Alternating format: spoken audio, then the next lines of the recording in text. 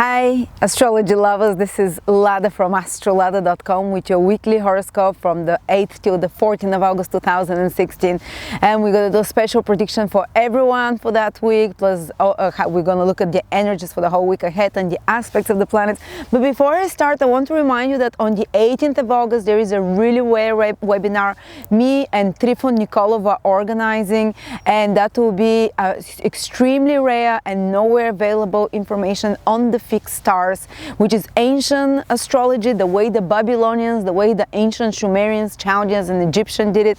We're going to teach you information that is not out there, information that a handful of astrologers around the world know because of recently translated ancient scripts, which we have access to and which we've been experimenting and testing the hermetic astrological principles from Egypt of the fixed stars for the last couple of years, 3 years since this text has been translated. And we're going to teach you, we're going to tell you about fixed stars which bring wealth, fixed stars, how to find if you have such fixed stars in your horoscope, fixed stars which bring fame, fixed stars that bring literally or scientific skills, fixed stars that bring leadership abilities, fixed stars that bring abilities for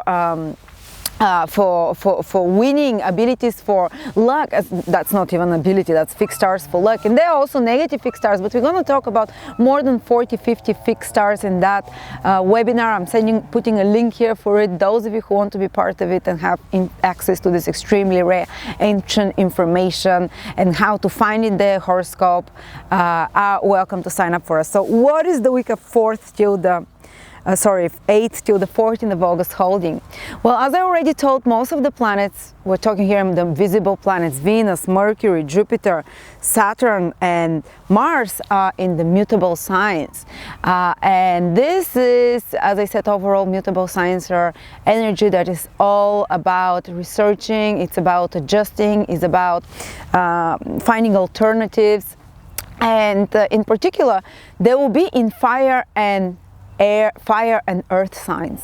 So most of the planets, including the sun, all of the planets are in fire and earth in this week. What does it mean? Well, fire is about action, fire is about inspiration, fire is about having this vision and getting excited about it and going after it and competition, while earth is about practicality, groundedness, realistic approach, manifesting on the material level. So here this week we can combine the energies of excitability, drive, even anger at moments, because fire might be anger, or the positive is inspiration, and we can combine it with the ability to manifest on a material level because of the other planets being in earth signs, with the ability to take this anger or take this inspiration, take this passion of the fire signs, take this vision and practically, groundedly, without flying into the air, without building castles in the air, realistically put it into action and start working hard on it. So we have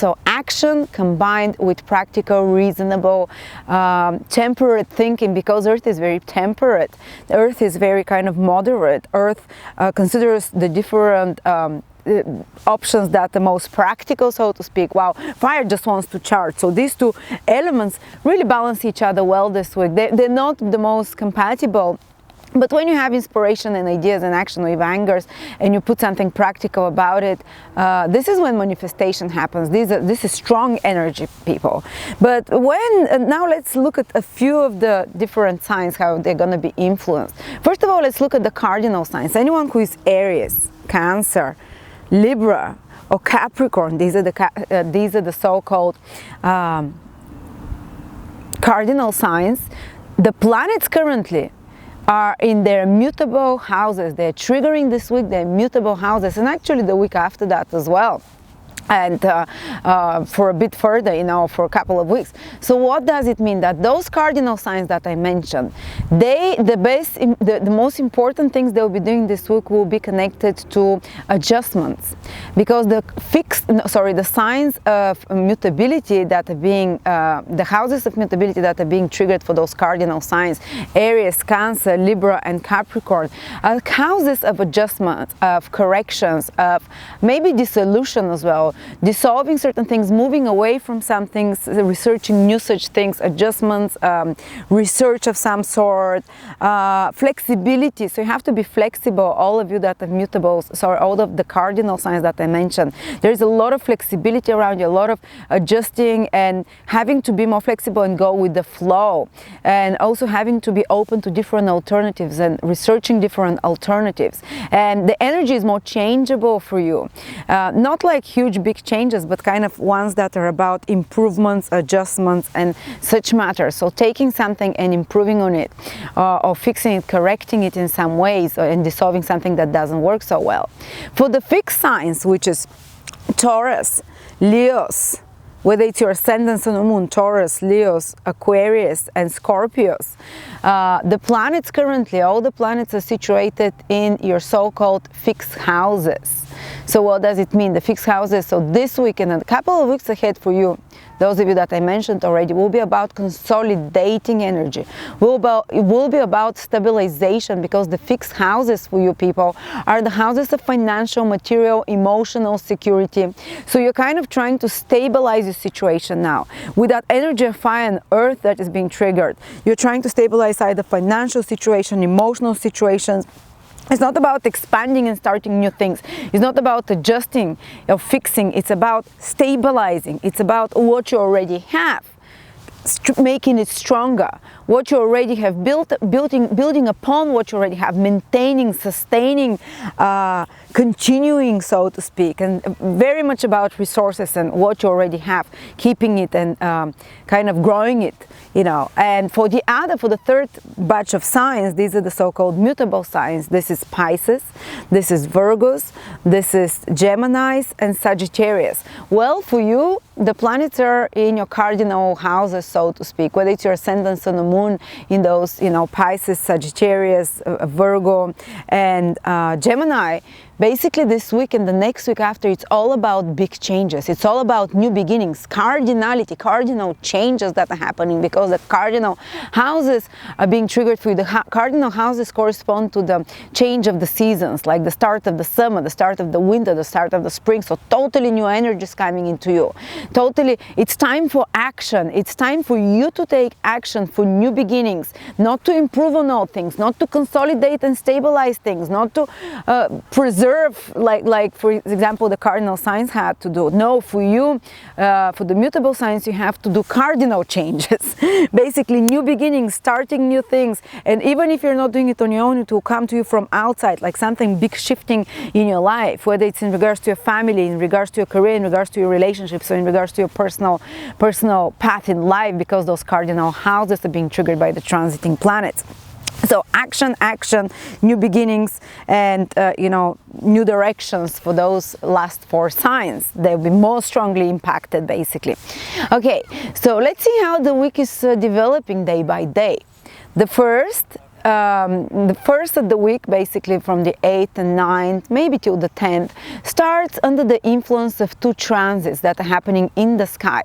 And two of them are a bit more difficult. One is Neptune opposition Mercury, which is active the first 2-3 days of the new week. And Mercury opposition Neptune, this is all about Mercury's communication. So there might be some confusion. Neptune is fog, confusion, maybe mishearing something or misrepresenting something verbally or in written way, or misunderstanding something, or someone, in worst case scenario, someone directly deluding you, someone directly pulling the wool over your eyes. Or if you are susceptible, or if you're someone inclined to such things, you might be more inclined to kind of, you know, sugarcoat the truth in some way, or certain information to withhold it, to mislead, you know. And also there can be misplacement of any kind of communication and information devices, phones, laptops, or maybe something that goes miscommunication over such devices, phones, laptops, you know, whatever it is, because Neptune is a bit more deceptive planet. And Mercury is information, contracts, communications. So there might be certain kind of things, clauses that are unclear, or communications that are a bit unclear or ambivalent or vague, or promises, people doing promises that they cannot keep up, or that they're that they look overly rosy, so to speak. But it's amazing time, and maybe also if you're working with factual information like mathematics, with numbers, with details, with more administrative, left brain, logical, rational information, it will be a bit more hard to focus the beginning of the week with Mercury opposition Neptune, and especially Mercurial people, Gemini and Virgo ruled people, they can feel a little bit more demotivated, absent-minded, missing a bit of details, you know, more dreamy.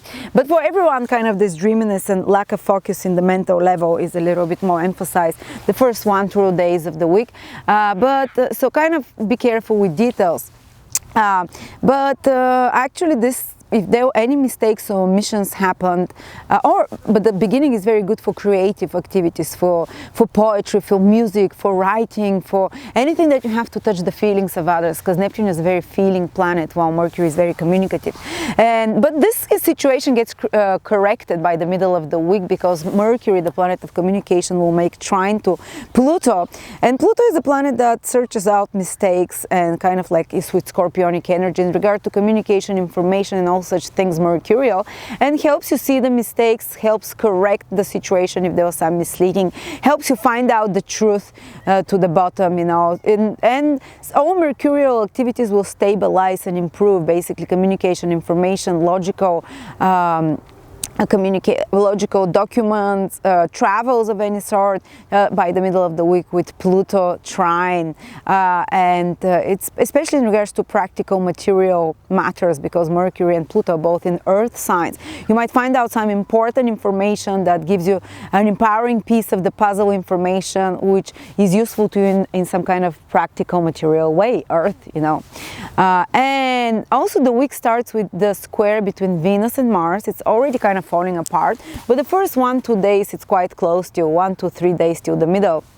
So Venus square Mars, women overall, which are ruled by Venus, and especially people ruled by Venus who are Taurus and Libra, Sun, Moon, or Ascendant, might feel a little bit more irritated, a little bit more reactive because of the Mars difficult aspect to Venus, a little bit more stressed, and women on the whole kind of feel a little bit more agitated, excited, overexcited. But in regards to relationship, the beginning of the week relationship might be a little bit more passionate, fiery, excitable.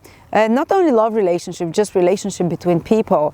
But after that, the passions really cool off towards the end of the week, Friday, Saturday, Sunday, because Venus, the planet of relationship, makes a square aspect to Saturn. So after the passionate and fiery developments at the beginning of the week, Saturn asks us to face the music in regards to relationship, to be more realistic, down to earth, kind of falling off from our high-flying force in relationships and be more practical, realistic. It can be very good towards the end of the week, the last 3-4 days of the week, for kind of for business relationships, for more practical discussions and partnerships, for sorting out and correcting mistakes in relationships. And for some of you, you might feel a bit more detached emotionally, less affectionate to your partners overall, and a little bit more critical to your physical appearance, so to kind of manifestations of affections from others, or public manifestations of love.